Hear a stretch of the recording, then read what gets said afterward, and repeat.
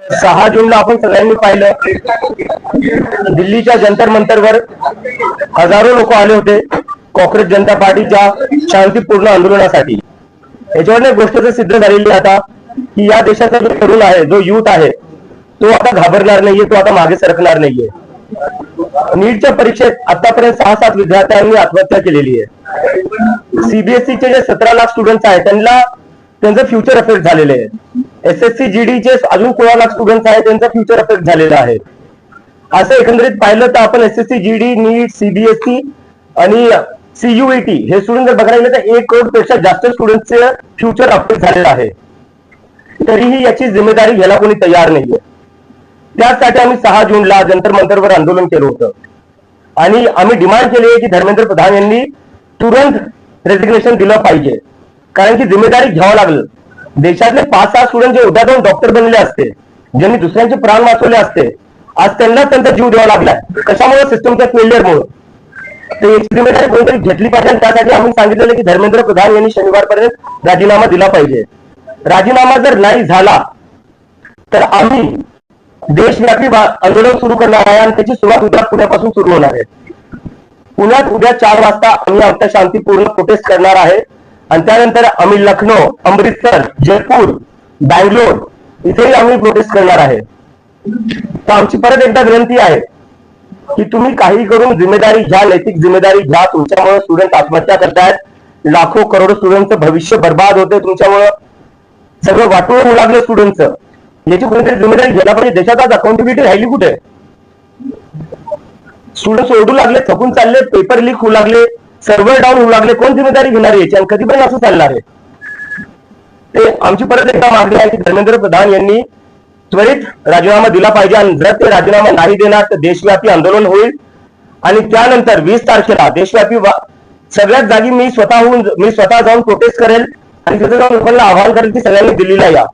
जर धर्मेंद्र प्रधान यांचा राजीनामा नाही झाला तर 20 तारखेला दिल्ली येथे सगळ्या देशातला तरुण येईल आणि धर्मेंद्र प्रधानचा राजीनामा घेतल्याशिवाय वापस जाणार नाही। धन्यवाद।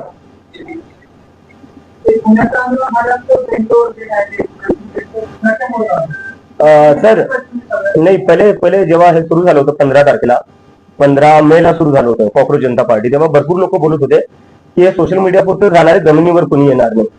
आपण 6 जूनला पाहिलं जमिनीवर काय झालं, पूर्ण जंतर मंतर भरलेलं होतं। तर याच्यात कोणी मिसअंडरस्टँडिंग मध्ये राहू नये की हे आंदोलन जमिनीवर चालणार नाही। मला वाटते 6 तारखेला तरुणांनी दाखवून दिलं आणि आता सगळ्यांच्या माध्यमातून मला, तुमच्या सगळ्यांच्या माध्यमातून मला सगळे जेवढे पेरेंट्स आहे, आई वडील आहेत, त्यांना अपील करायची आहे। मला माहिती तुम्हाला भीती वाटत असेल जेव्हा तुम्ही तुमचे लेकर राजकारणावर काय बोलत असेल किंवा सरकारला जबाब विचारत असतील। माझ्या आईला भीती वाटते।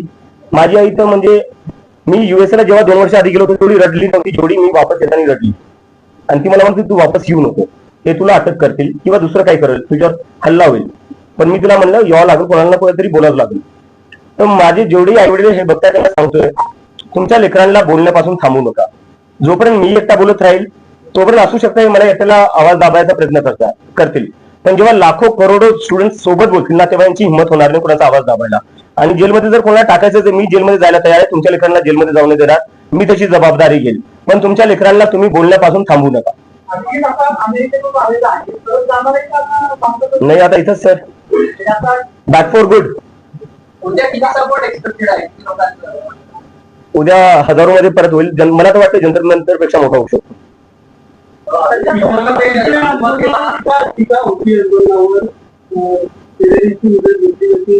कशाची कशाची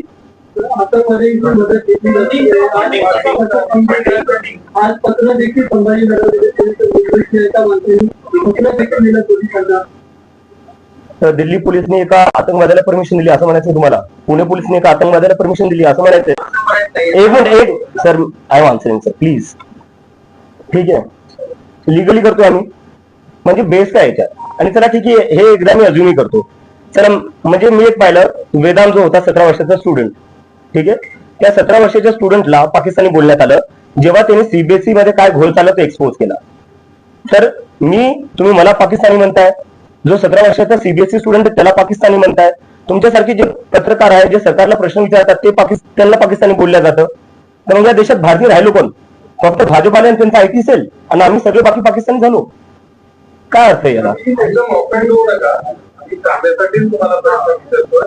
तर आता तुमच्याकडे तुम्ही येऊ ना, तुम्ही ते बघितलं, पण तुम्ही फक्त या नरेंद्र मोदींच्या पण तुमच्याकडे तुमची काय मॉडर्न ऑपरेटिंग पुढे भविष्यासाठी सर 15 दिवस झाले सुरू होऊन, 15 दिवस झाले सर. भारताला एक मिळून दिलंय. किती वर्ष लागले होते सर? ते म्हणतात नाही, त्यांनी ते लढले म्हणून हो, पण किती वर्ष? आम्हाला 15 दिवस झाले सुरू होऊन. तुम्ही मध्ये काय की आपण इकडे थांबणार जाणार नाही. अमेरिकेत कशाचे लोकांना नोकरी होती, शिक्षण होतं, ते संपलं का? आणि त्यानंतर आता भारतात येऊन परत राहणार तर काय प्लॅन आहे? माझं शिक्षण, माझं मास्टर्स चालू होतं. मी मास्टर्स साठी गेलो होतो आणि आता मी जॉब साठी अप्लाय करत होतो. हे 15 दिवसाआधी माझं म्हणजे हे होतं की अमेरिकेत मी बेटर ऑपॉर्च्युनिटी साठी गेलो होतो, तिथं सेटल व्हायचं होतं आणि जॉब्स अप्लाय पण करत होतो. आणि जेव्हा हे सगळं झालं, थोडं माझं आर्टिकल्स आले इंटरनॅशनल मीडियामध्ये पण, त्यानंतर मला जॉबची ऑफर पण भेटल्या. पण बरेचसे कॉक्रोच जनता पार्टीचे कॉक्रोचेस होते, ते सारखे म्हणत होते आपल्याला हे आंदोलन पुढे घेऊन जायचंय, आता आपल्याला सोशल मीडिया पुरतं लिमिटेड नाही ठेवायचंय. त्यामुळे मग मी कुठे ना कुठे मला एक रिस्पॉन्सिबिलिटी होती माझ्यावर, मी सुरू केलेलं, त्यामुळे की मला कुठे ना कुठे देशात वापस यायला लागेल. आणि त्यामुळे मी आता इथं आलोय.